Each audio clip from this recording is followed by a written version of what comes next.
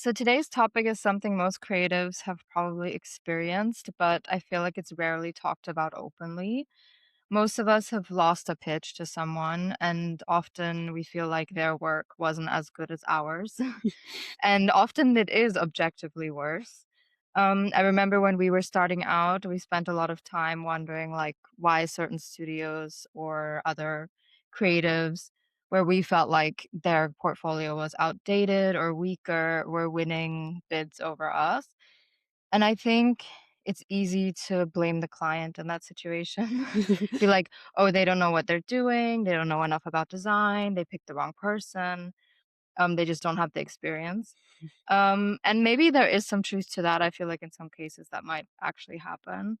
But the more uncomfortable question is if we are the obvious choice, why wasn't it obvious to the client? And that's kind of what we want to get into today. Our guest today is Tamara Kramer, founder from Bland to Brand, a Vienna-based brand strategy studio, and former head of brand at Bitpanda, one of Austria's most successful startups, where she helped grow the company from 1 million to 3 million users. Same product, better positioning, completely different results. We'll get more into that later, but before we get started, can you introduce yourself to our audience? Yes, thank you for having me, Rebecca's. So my name is Tamara, and as you just said, I worked as a positioning strategist, growth strategist, whatever you want to call it. But anyway, I work with companies that get stuck at some point and they don't know what's happening, and it's most likely positioning. So that's in short what I'm doing. And that's what you're still doing as in your at your studio. Uh, I'm actually working with SaaS businesses because when I worked at Bitpanda, that is a B2C company, but I like to work with companies that are B2B, but also tech. And I also loved working with fintech. So I now do a little bit of a mix, but I have a niche in its tech and it's mainly B2B SaaS. And I chose that because they are all the same and they think they're all different. So that That's so so that was funny. my motivation to tell them, like, if you swap your name with your competitors, would anyone see a difference? And then they wouldn't, and then they recognize where they're stuck, and then that's how it's working. So yes. Also, the best part about the briefing or about the call is when you say that, and then they're like, yeah.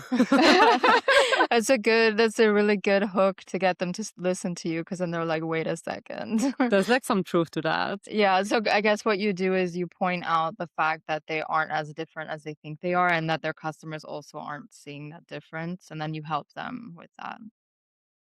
What I tell them is basically that I connect them with their perfect customer, because everything that they are saying on their website and in their ads or any kind of marketing material is so not connected to the person that is buying.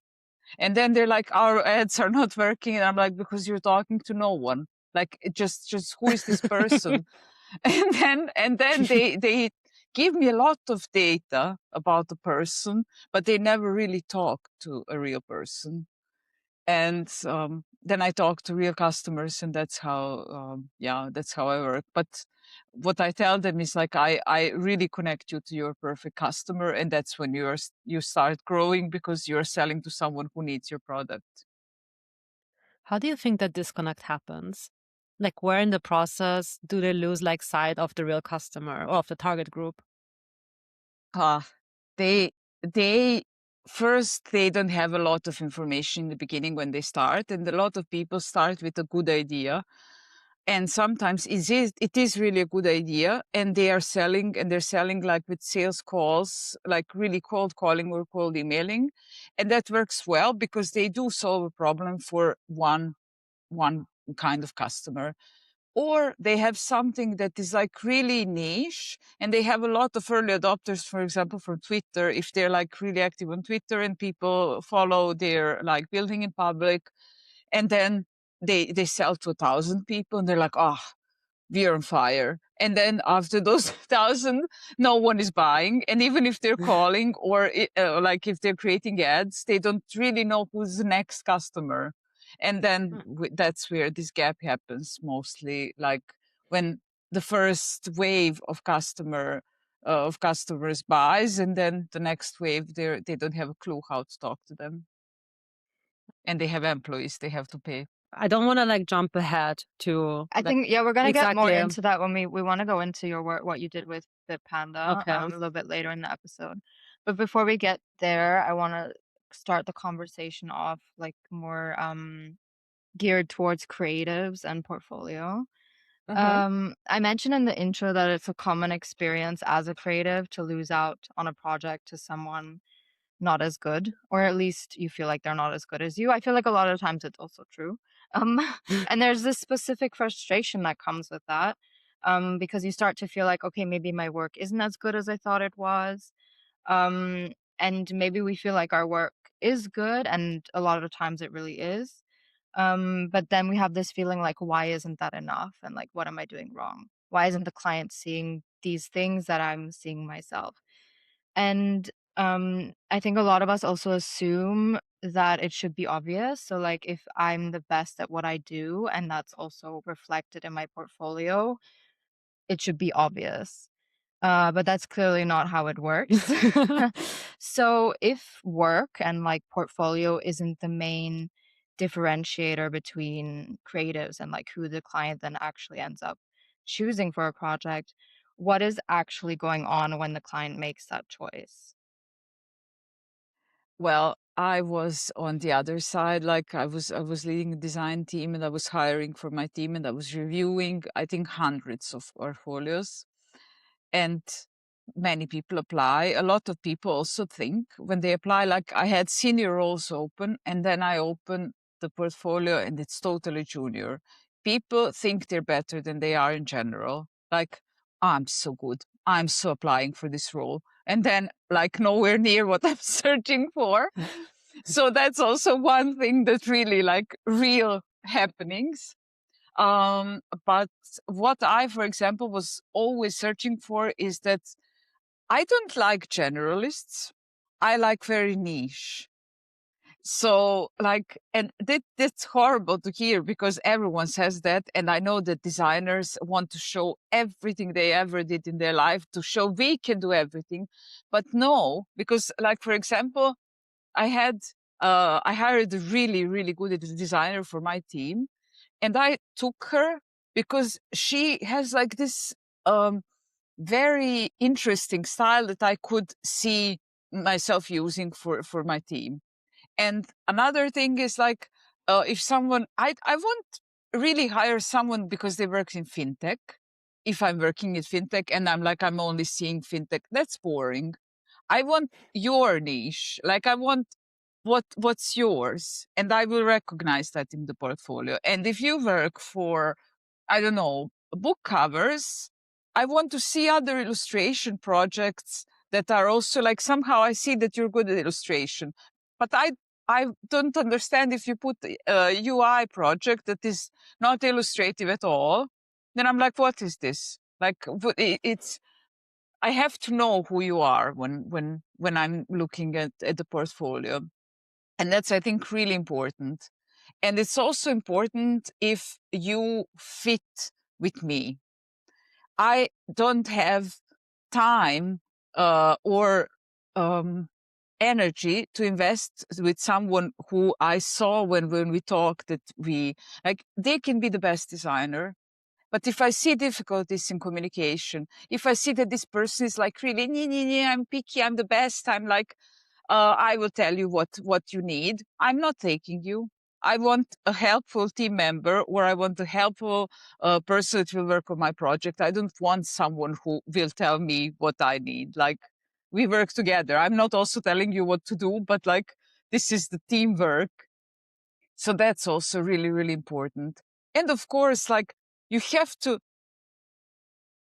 you have to be different than the others in a way that like I see that you're very authentic, like in your designs, but also yourself. Like I want to see you as a person. It's really important. like how you talk. And it's also always good if that person is somewhat present on the social media, so I can look a little bit what they have. I somehow make like this double check. Yeah, it's hard. I did also hire people that tricked me, and they told me that they could do better, and then they couldn't really execute at all. That also happened to me. And it also happened to me that someone was very modest and really, really like almost scared. And then when they started, they were producing beautiful things. So literally everything can happen. Portfolio Well, is from important. okay, from what you're saying, like the common predominator is communication, like how they communicate their work and how they communicate once they get in the room with you. Yes. Mm. You Yes, mentioned some definitely. things like not having a niche, yeah, not being like very communicative or like it not vibing. But like for you, what does bad positioning look like? Like not necessarily it can be for creatives, but just in general, like what would bad positioning look like for you? We are for everyone. Like when I see that someone offers something that is for everyone, and even like for creatives, when they put in a portfolio everything, and I see generalists work and different projects, and then I can see who that person is. And for companies that offer a service or a product for different industries, but they don't somehow make it clear on the website that there are like different segments, and then they have like really clear messaging for those segments, but they just put we are for all the industries. And then when I read this, I'm like, why would I then pick you? Like then it's Mhm. probably not really for me, because if you're for everyone, then you're not really for me. But you can also have a product that is for many industries, but show me the use case of my own.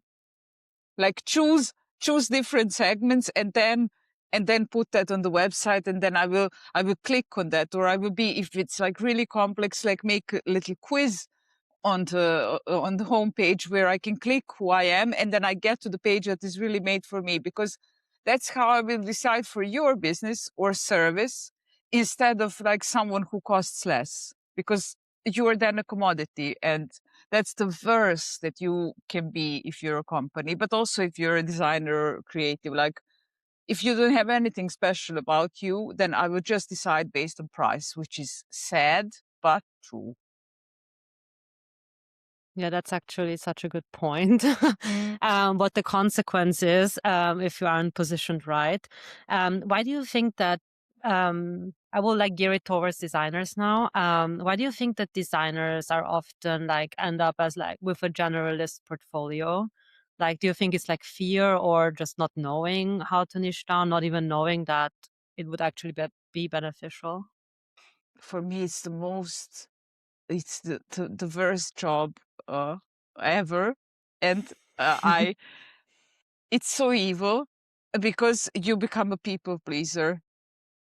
You Mm. think that you have to cover everything because there are so many designers, and you obviously think you're not the best, because there are those that are better than you, and you see them online, and you see them even if they're like 10 years older than you, and they're in the industry, and they also already have keynotes, and you're nowhere there. So you are obviously not number one. And then that already kills your vibe. And then you're like, okay, if I'm not that, then I will be for everyone. I can illustrate, I can do websites, I'm now into Webflow. and then like it's so evil. Like there is no end to this. Like you are the only person who can end this. And you end it only if, like, with choosing this one particular thing you like to do. I think it's so important that you really like what you're doing and you're passionate about it. And you're like, I like branding, for example. And then I'm like, I will just do branding. And then if I have some kind of branding that I really like, I don't know, restaurants. Now, this is an example. Like, I will really show my best restaurants branding. But I'm also into illustration, so I will show what I can illustrate also for restaurants. And then you're special. Then, like, someone will find you through that. And then your website is also nice. You can create websites for yourself.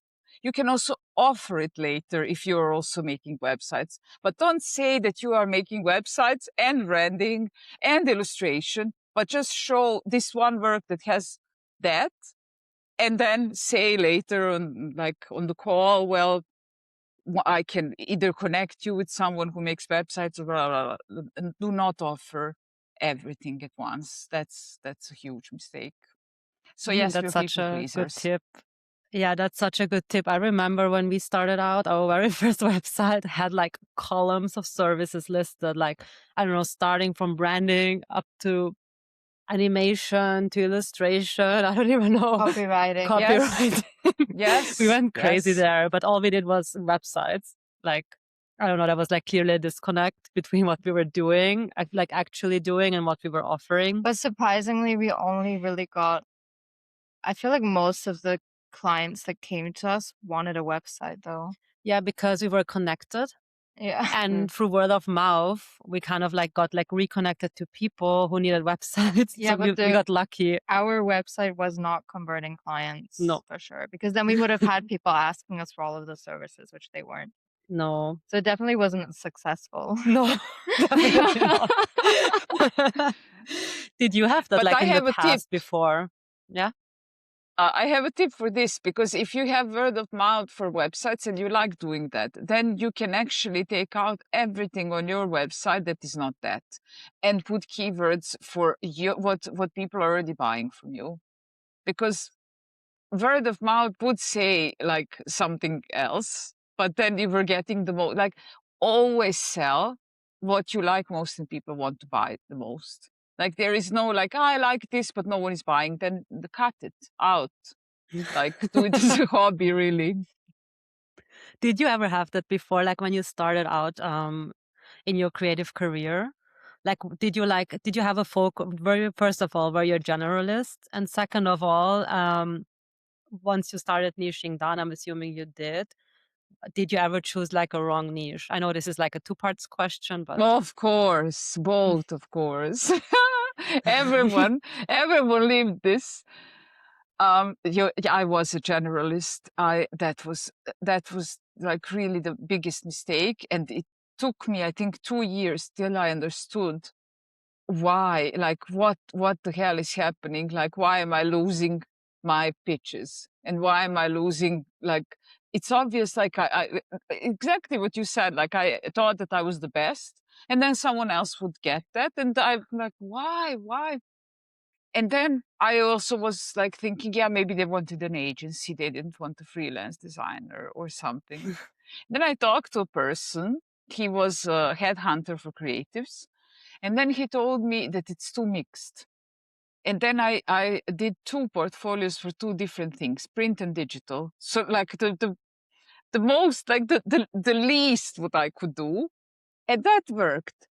And that I saw as a signal that I have to niche down even like more like on what print and what, and then I created different portfolios of like similar projects, different for like different clients.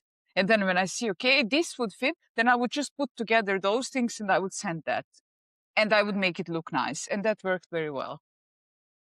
So it that's could a be good good tip. if you prepare like different things and then you just put them together, and yeah. It's like it's like A/B testing, but in real life. Yeah. Yes. You mentioned Yes. earlier that when you were looking for designers, you felt like ones that only included fintech boring. So do you think that you can niche down too much with your portfolio to the point where it's like almost repetitive as well? Yes. Yes. And also it has to have a soul. Like, I don't want really to niche down only on the industry, but if I do, then I want to see like really cool campaigns. I want to see your mind, because designers are not only executors. And that's like this whole wrong mindset that was there before, that like we just do what people tell us to do, but it's not true, because we have to come up with like really beautiful and good solutions for something. And then show me how you think. don't show me how you do something, because now with AI, like I literally yesterday prompted Gemini Nano Banana, and it created like a mock-up of a book, and I just prompted it. And like, then like when everything can be done, the simplest things, then show me how you think. And that's really important. So if you just do fintech, then show me the campaigns where it was like really interesting. Explain it to me in person. Like I really love this. Like I want to see what you like if we really fit together. Yeah, that's something we've been saying a lot recently is like with AI taking over the execution part of our work, it's more important than ever. I feel like it's always been important, especially for positioning to show your personality, show who you are, how do you work, and how are you able to provide value? Because like you said, the value of our work isn't the execution only, and it's been misunderstood for a long time. I think that many companies still see us only as executors, and the last in this like um how to say it, chain of yes, chain of l- like In the needed things. manufacturing chain, yeah. Yes, the and that's production. sad. And I was fighting a big fight with Bitpanda to be included in the briefing from the very first moment. Like we were included in the briefing when they already had like an idea and concepts. And I'm like, and you want me to work on your concept to develop my No, like you have to include me from the beginning. So I will also give you some input. And like, I also want to be included because I don't just want to do the work. It's really hard. I think that's still very present. I mean, that's such a good point because we did want to talk about Bitpanda with you. So it's actually a good pivot now. And what I wanted to ask you was that you mentioned that right now that it was kind of like a tedious process. So they came to you with already a briefing and already a strategy. And then they were like, okay, execute this. And you said, no. Can Yes, you walk like us through brief the your whole team. And I'm like, what am I? What? That's so interesting. Okay, first of all, I'm really interested how they reacted, and second of all, I'm also interested in what the consequences were, as in what did they change afterwards? Hmm, that was a long battle. That was a battle that some people really understood. And like AJ, we worked together. So there were people that knew what fight we're fighting and were on our side. And then there were people that were mostly bosses and didn't understand what the hell do we want. It was not only me, Mm. it was more of us that were fighting this. And I, let's put it like this, I saw it as educational path. Like they don't know how this should work. They never had a creative team before. They never had big campaigns. So we need to show them how they could get best results. And it will take time for them to understand that we need to be included from the very beginning. And I always did from this, like, um, yeah, that was the perspective. And that was also my mindset, because if I'm telling them, you have to include me, like, they will say no, because like it just doesn't work. The communication doesn't work like that. So I was like, I will take my time. And it took a lot of time, but also for briefing, for like not briefing on Slack. Like people would just tell you, we need this and we need it today. And I'm like, what do you think we are? And then like, yeah, it's, but I also learned a lot that not everyone knows how we work. Like only we know how we work. And a few marketing people knew how we work, but people from product, people from business development, those that need some material, like they don't have a clue. But the saddest part was that head of marketing, they really know only performance, and they really don't know how we work. And they really thought that like we produce on click. Like once we got told like we had to change the copy in 300 banners. Now you can do it with AI. And then they changed the copy the night before the launch, and we had 300 banners for Google. And then they're like, but is it not just a click? And then it changes on every banner. And we were like, no, that is 300 clicks and copy pastes. And then if somewhere there is a bold, then you have to change that also. So yeah, it's That's such a common fight. I remember that when we were studying, we had like some kind of like how do you say? Like we had internal agencies within the university, like they were like learning agencies. And in the beginning, we had like a design department, which were the designers of that, like of the studies. And then there was also copywriters, and then there was also what marketing people. I don't even know what they were. Okay, so well, anyways, and from all the three studies, we had to like build an agency. And at first, we all came together. We had a copywriter, the copywriting department, a design department, and we had like a marketing department. Now, as time went on, there was like friction within the agencies, not just ours. I believe we were in different agencies, anyways. Yeah, we were in different Yeah, agencies. First of all, the copywriters, for some reason, and this was like in every agency, thought that they were the creative leaders. So basically what would happen is they would come up with a concept, they would come up with ideas, and then they would give it to us like, here, execute this. And we were also not included in that discussion. exactly. So it was kind of like on a different scale, very similar. And at some point, we were like, no, we want to be included in the decision making. And also, since we are like the design department, we should lead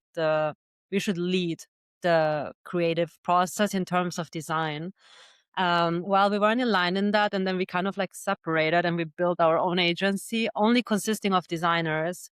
And funny enough, we were winning almost all the pitches because I believe that there was like this disconnect between what designers actually do, what you mentioned before, because we're not just like executing something that's aesthetic. We are like solving real problems. We're strategic. And I believe if we all just work together, understanding that, we would have had all like a really great experience within that like a mock agency. But we didn't. Like we were fighting like against each other, even though we should like come together and solve a problem. But it was really difficult because there was like zero awareness, first of all, on how we should communicate that. There was zero awareness in the other departments. And yeah, so we were kind of like losing that fight and had to separate. However, like back then we were just missing like the tools to like actually get together and work as a team. Like none of the departments had the tools for like fight communication. But for you it was different, obviously. So I wanted to ask how did that process look like, the process of education and the process of like for different departments to understand how important design and design thinking is for the company, like in terms of strategy and what it can actually move in terms of sales, in terms of conversion. so I have to admit that I also changed a lot since I started working for myself and for companies on self-employed basis, and when I was there, because Bitpanda, but also other companies where I worked, there was a lot of this competition that you also described, that like we were working almost against each other instead of together on a problem. And I felt that a lot. And I also felt like there are some groups that work together, and that's great. And then there are some that are completely against you, and whatever you say, it won't ever work. And that was one of the reasons I actually wanted to start working for myself. And that now doesn't happen. But what you asked before, like how the education worked, well, it's, as I said, really state of mind that you think that you're educating them. You never say them, I'm educating you, because obviously if you say that to someone, they get offended. But you in your mind accept that you have to repeat something every day many times. Like if like we were getting Slack messages with like just we need this, and we were sending, we had like a template on Asana, how we really needed to be briefed. And we were sending that template every day, many times, even to the same people. And they're like, yeah, but I don't have time for the template. And we're like, no, but that's the template. We need all this. And always the same. And so it looked like this. It looks very boring, but people learn at some point and they start respecting what you're saying, because you have never, you should never actually like raise the voice or show that you are annoyed with something. You just say yours. And that's how it looks. And it's hard sometimes, because sometimes I was like, how many times do I have to say the same thing? And even sometimes people that knew it, obviously, and they were like from the creative department, they still, yeah, but with me. And I'm like, why? But yeah, it took some time. I do think that Yes. they just didn't know how creatives work. And you don't Mm. know that. Like, if we didn't start this, I think they would never have learned. But I don't know how is it now. Maybe there are new people and they still have the same problems, because yeah, it's it's hard. I want to get into the work that you did at Bitpanda, because I know that a lot of what you did improved their positioning, which then improved their sales and the number of users. So, because I think when we talk about positioning, a lot of the time it feels abstract. Like a lot of people hear like niche down and all that stuff, but it's like easier to understand what positioning can actually do when you talk about a real example. So, you were at Bitpanda during one of the most significant shifts in how the company communicated. And what I find interesting about that is that the product itself didn't actually change. The team may have changed slightly, but like the core, probably like the leaders of the team probably didn't really change either. Only the communication did. So can you walk us through what was wrong with what they were communicating? And how did you figure out what that was, and what did you do to fix it? So when I joined, it was like really niche product, and they didn't even have iOS app. So after like a few months, iOS app came out. So it was like not even famous, and it was like really for crypto enthusiasts. And I also, when I joined, I'm like, what am I doing here? I don't know anything about crypto. But I loved it. And I also like how founders were passionate about it. So I also started believing in that. And then the website was very technical, like only like features, crypto language, integrations, blog posts that are somehow like for SEO, like, but really, really technical, visually really boring. They didn't ever work on any kind of design direction, or like they look decent, but nothing really special. And then they started improving like how to get better customers, like more users, because when they get to like 1 million users, they were all crypto people, like crypto bros from Twitter. And obviously, like when you post about crypto on Twitter and all the crypto people are on Twitter, and you're European and they're somehow like European, they will try it. And that was that. And we also got the signal that people liked that we were European, that we were compliant. And for some time, they didn't understand that that was a little bit of a game changer. So they were saying like, we're European, but they didn't know why that worked. They never really talked to users. But being a European and Austrian company, not compliant only, but like there is this brand of Austria and of Germany that this is trust. Like we do our job properly. And that was like one thing that people really wanted from Bitpanda if they were not crypto bros. And then we started digging into that. And then we made a few mistakes. Like, for example, we had like Bitpanda Academy where we had like, um, blog posts about how to use crypto, how to do something, but like it was educating people that didn't want to be educated in that way.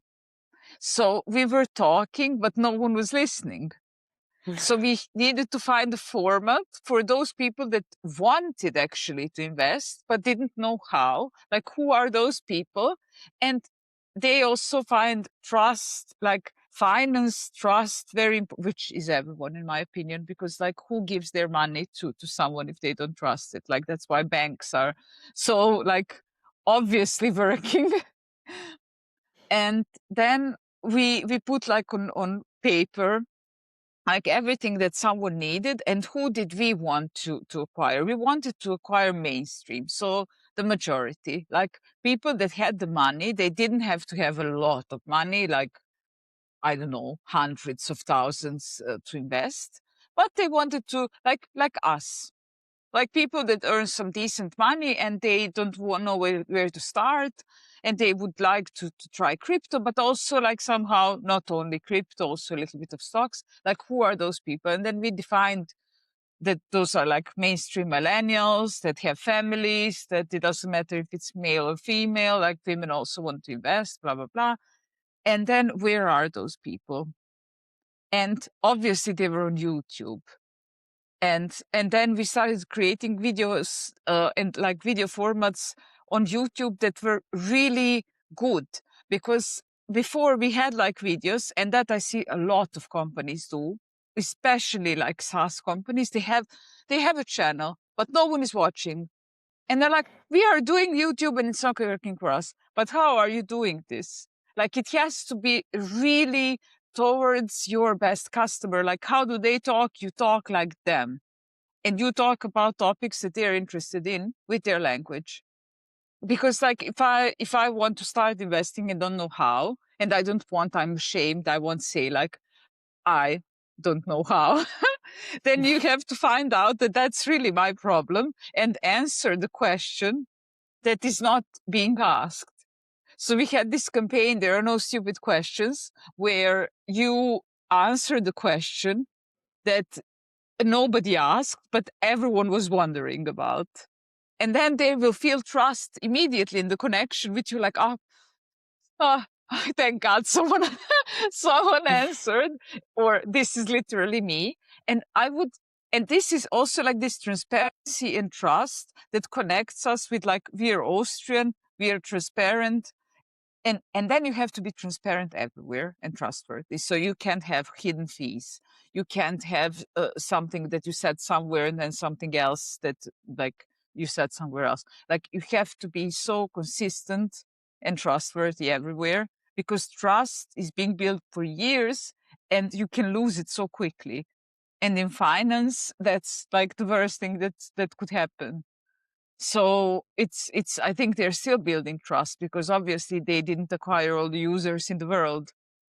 They're like only repeating the same thing in different ways. Like, also now the campaigns, I see that they repositioned again, and they are targeting different people.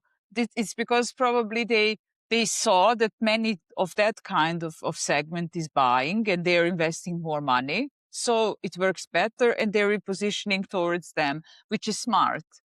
So you always have to monitor who needs your thing, and like, how do they buy? How do they decide? Where are they searching? Everything. Like, you are always on the look. That's actually such a valuable tip. I'm just right now wondering, I'm a creative, I'm a generalist. I don't even know, like, I just listened to this podcast right now, and I'm like noticing, okay, my positioning seems to be off. I am a generalist. I don't know who I'm talking to. How would I, a creative, like, let's say for this specific example, I do websites. This is my thing. How would I start finding my ideal client, or how would I start to like understand the persona and build up the persona that I'm talking to? So there is something that is called market of one. Who is your market of one? So if you can define, I don't like this persona thing, because somehow it's not real. Like you have to imagine that you are talking to me. I'm your ideal customer. I'm in front of you. Um, and I'm your market of one. Who am I? I live here. I am surfing on YouTube to find someone who did like really good websites, or on Pinterest. I'm searching on Pinterest for ideas for good websites. Maybe I will try to make it myself, but then I can't. And then I will end up on your Pinterest, where you put like all the things that you built. Because maybe I don't know Dribble.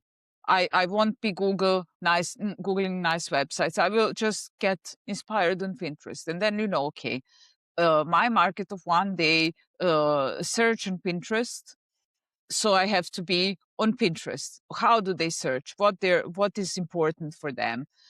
Is important for them that is quickly done, that everything is working. They don't need a lot of pages. Like, am I a solopreneur, or am I a big company that needs like a lot of sub pages? Like, because you don't have to create for every kind of company. Like you can say, I do websites for women that are solopreneurs, or like um fitness personal trainers, and that's very niche.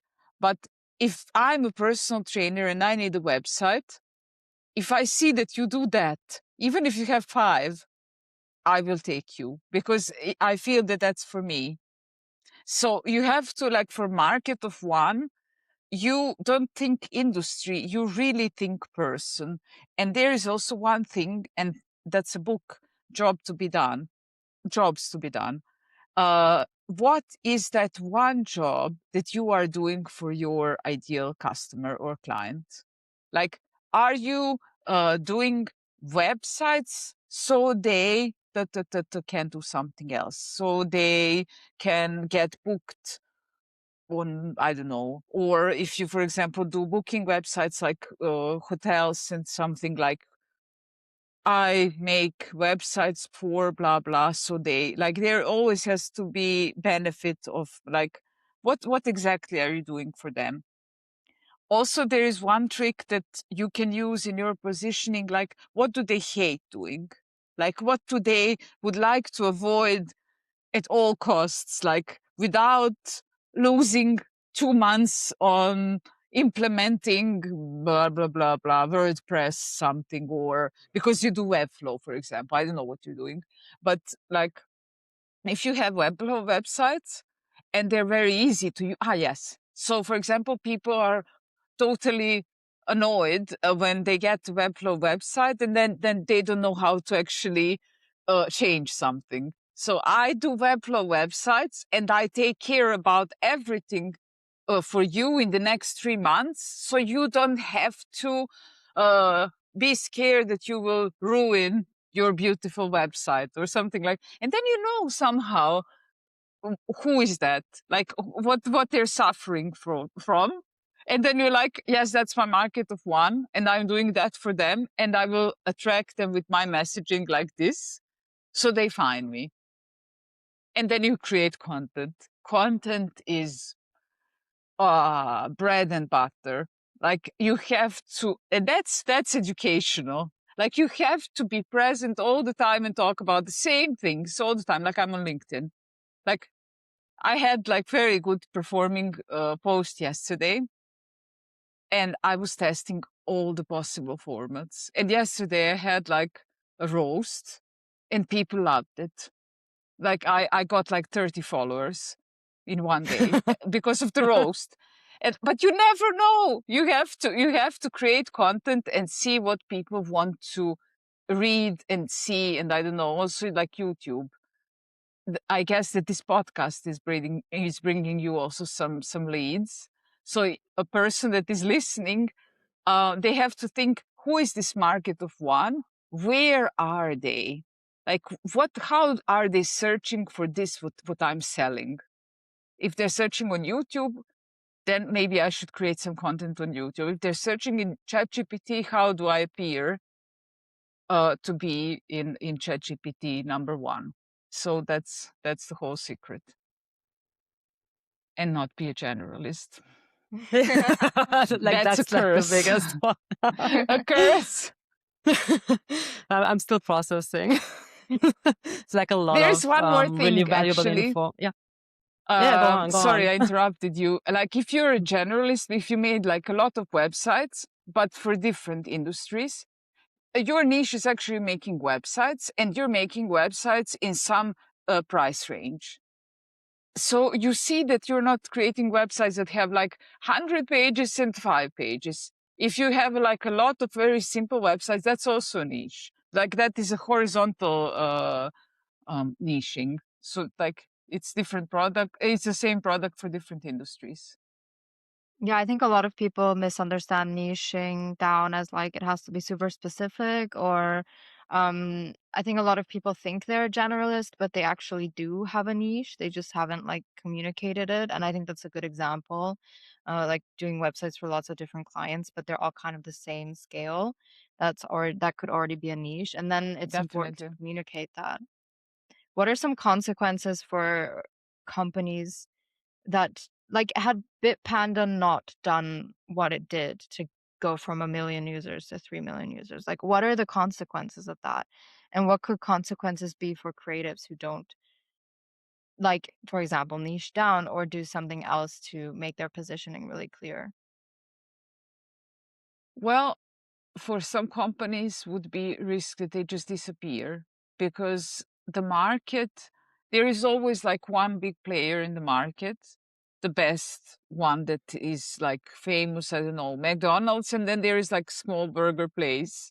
And then if the small burger place doesn't have something very different and very particular, then people will still go to McDonald's because they know it and it's cheaper. So how you, a small burger place, become someone who still has enough customers to live? So I think Bitpanda, they would have lost a lot of money if, like, you have to decide which direction to go, and then you have to push. And if you push in many directions, then it dilutes it. You're just losing a lot of money on marketing. Like, nothing is working. You think that your product is not good. You start doubting yourself, like, what the hell is going on? Like, I had like 1 million users now, like, it's not working. So you have to pick a lane, and it doesn't have to be the trust lane. Like, they could have picked something else, but you have to pick one and then push. So that's my idea of positioning. And for creatives, I think we are a lot a commodity, because we're like, there are so many of us. So when I started, I was also like, I had a design background. Like, how do I stand out? I didn't want to be a designer for SaaS. And I'm like, I will learn how to become a strategist so I could build positioning for those companies. And then also, if they later need a design, I can offer that to them. But I cannot start with selling design, because I will just then be this last person in the line, and I will never be able to be that one that does the concept. And then when I'm like, if I do market research and show them the positioning, then they will listen also how the design should be done. And Hmm. that's how I decided for myself. But that was nowhere near the positioning that I have now, because then you're like, okay, I'm doing strategy, market research, and creative services, but for SaaS. But how do you sell that? Like, there is literally zero SaaS founders that will search strategy and positioning and creative services. Like, no one. And then I started creating content, and then, like, I had like some totally wrong audience. Like, people, like, creatives were liking and marketers were liking, but no founders were liking. I'm like, I was also getting everything through recommendations, or like a few through LinkedIn. I'm like, something is wrong, because people love what I do when I work with them, but I still don't get customers, clients through what I'm talking about. And then I was thinking and thinking and thinking, and then I'm like, the niche is the problem. What is exact problem that I'm solving for them, and what is the transformation that they get after they have that sold. And then I realized that the problem was that they're stuck at their growth. They have like growth plateau, and they tried everything. That's like, I remembered how it was happening, like, because it was not only with Panda, it was different companies that I worked at. And I'm like, this is it, all the series of events. And this is where I come in. And that was my niche.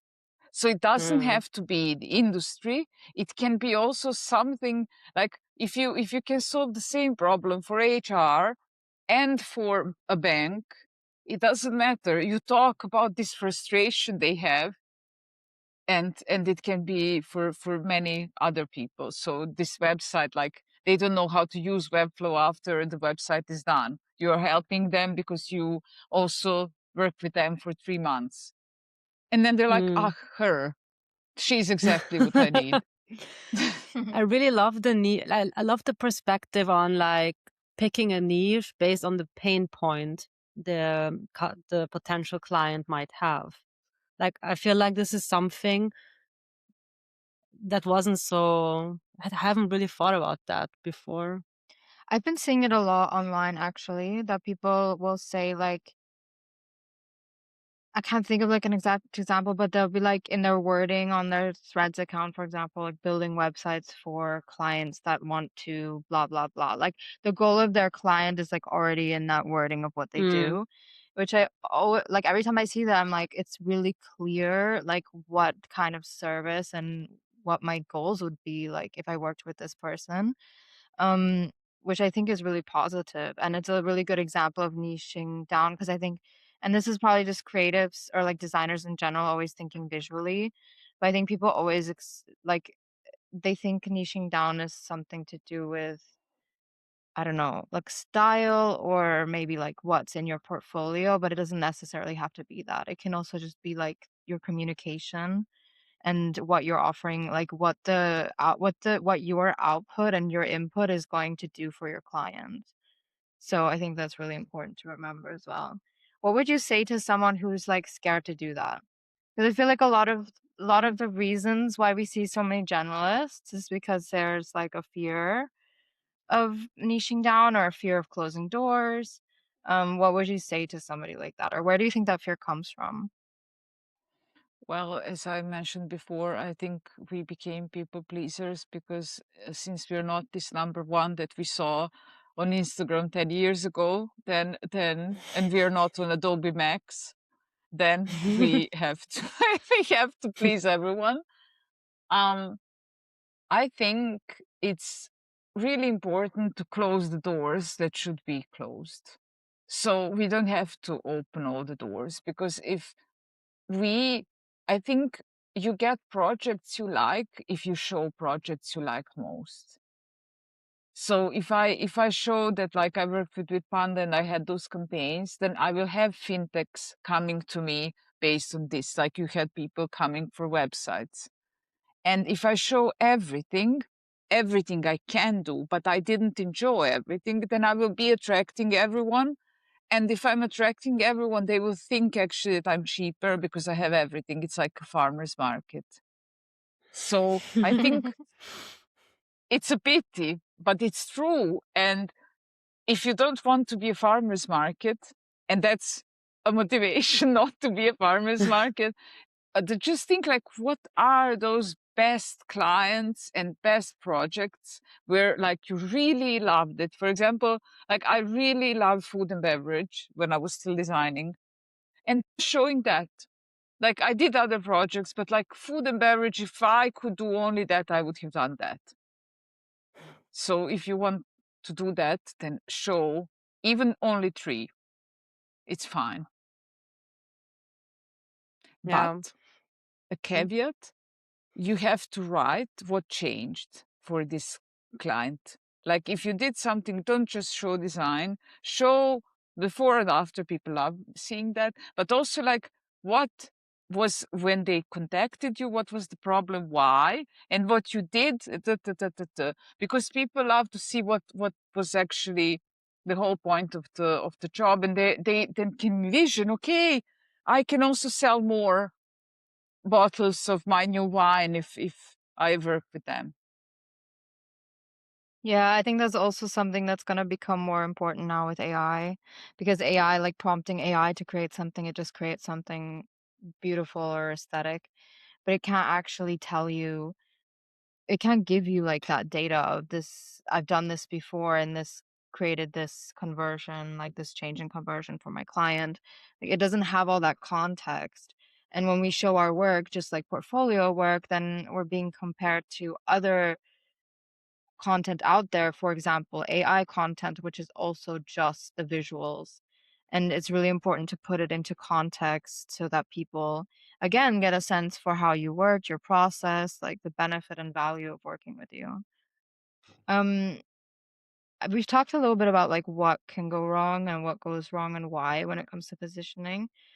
So the last thing I wanted to like touch upon is, because I think some people might be listening to this and are thinking, damn, I am a generalist. Or they're maybe thinking like, okay, I know I'm a generalist. I know I need to change. um, or maybe they're not sure.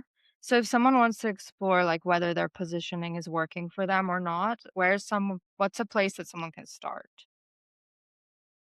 Well, I would probably read this book, Jobs to be Done, or at least do a little research with AI. What does market of one mean? And start there if they really have their market of one. Because if a lot of people know that they are generalists, they may be, but some actually maybe have two industries that they really mostly get projects from, like pharma and books. And that's where I would like say, okay, have two different portfolios and just send those and pick up the best work that fits for this.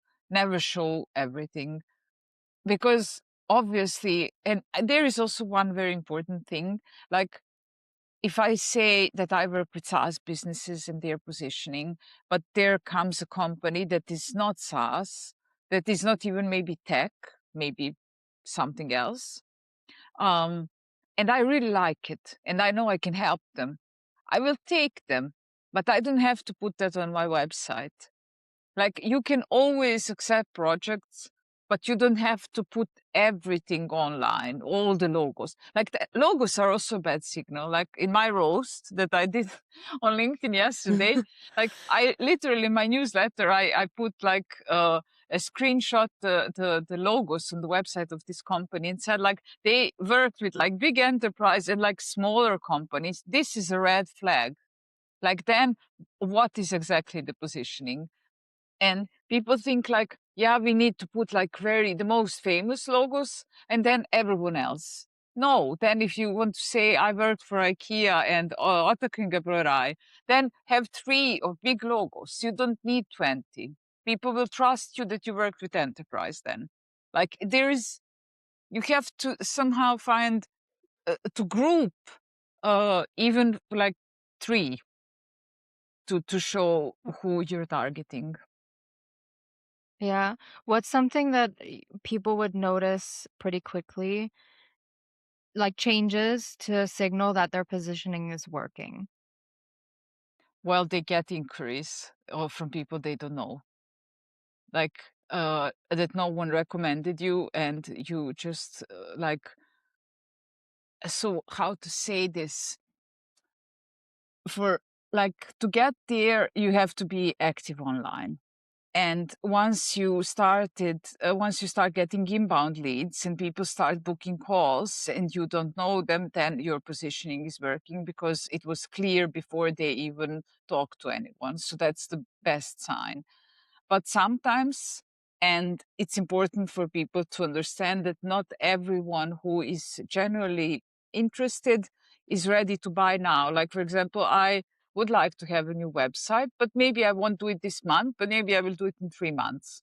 So, also, those people that follow you and then decide to buy are potential buyers, and that's also a good sign. So, always like people that don't know you is the best, but don't expect that everyone that follows you obviously will book a call. That's not the case, but yeah. So those are the signals. So we usually ask our guests like a variation of this question, which is if you could go back in time and talk to your past self or talk to someone who wants to do what you do, but is just starting out, what's like one piece of advice you would give to them? It's very hard because there are a few things that I would probably say to my past self. First of all, that I can do it, that nothing is impossible, even though it seems and looks so hard. But once you start it, it's step by step, and it's still hard, but you don't see this like big project in front of you and big task, but you see like this one thing that you could do next, and maybe it will work, maybe it will not. And at some point you accept that, and then some things will work and some not, but you just accept that there are things that are not working. So I guess that, That's really relatable to me, I feel like, because a lot of the times I don't start things because I know it's such a huge thing. But then as soon as you do, you realize, okay, it's like this task, then you complete that, then it's the next yes, task. And if you go like one by one, it's not as daunting. But the starting is so difficult yes, sometimes. Yeah. yes, You have to like ignorance is bliss it. Yeah. Like when we started out, I remember we kind of didn't know it's gonna be hard. I mean, I knew it was gonna be hard, but I feel like us starting the agency was the one exception in my life where I didn't think too much about it and we yeah, just did it. And of course it was hard, but we didn't have that like block at the beginning. no, it was just kind of vibes. Yeah, Let's we were just just like, let's just do open it. this. Yeah, let's just do this and let's see where it goes. And we're very humble goals, to be honest. Like, Yeah, and it all worked out. And I think it was helpful that we didn't have too much like blocking us yeah. mentally because we just did it and we just got on with it. I'm really So happy we did it back then because right now I would have so many blockers in my head. no, like if I were to start an agency today, I'd be like, nah, Nah, just it's go be too hard. employed. Crazy. Like I'm happy we have like been past a bunch of things. I'm happy it's not ahead of us. I mean, there's other things ahead of us. I know that, but Yeah, there's not. always things ahead. That's another thing I learned pretty quickly. It's like it never ends. Yeah, You're never done with it anyway. So you have to like starting it is, I don't know, like doesn't matter because at the beginning, no, the thing that stops you from starting is like having to complete something, but it's never completed anyway. So like you might as well just get on with it if you yeah, want to. yeah. Yeah. That's okay. I feel like that's a positive note to end this episode. Anyway, thank you so much for being here. I feel like it was really insightful and valuable like takes on positioning that we haven't heard before. So thank you so much. I'm happy I could contribute to your audience too. Thank you again to Tamara for joining us for a conversation on positioning. If you want to learn more about niching down versus being a generalist, check out the many episodes we have on this topic, or go to our YouTube channel for useful guides on how to niche down. If you enjoy our podcast, please leave us a 5-star review and help us grow.